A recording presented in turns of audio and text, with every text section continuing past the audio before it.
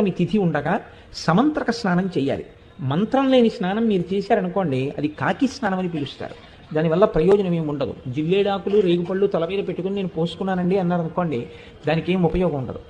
సమంత్రకమే చేయవలసి ఉంటుంది స్నానాన్ని.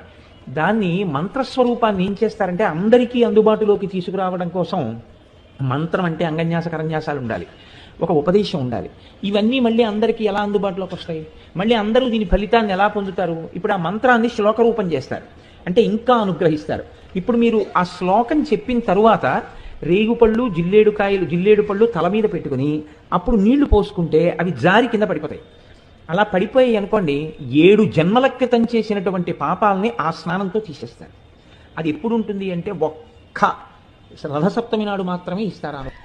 యజ్జన్మ కృతం పాపం మయా సప్తమ జన్మసు తన్మే రోగంచ శోకంచ మాకరీహంతు సప్తమి ఏతజ్జన్మ కృతం పాపం యచ్చ జన్మాంతరార్జితం మనోవాక్కాయజం యచ్చ జ్ఞాతా జ్ఞేతే చయే పునః ఇది సప్తవిధం పాపం స్నానాన్నే సప్తసప్తికే సప్తవ్యాధి సమాయుక్తం హరమాకరి సప్తమి.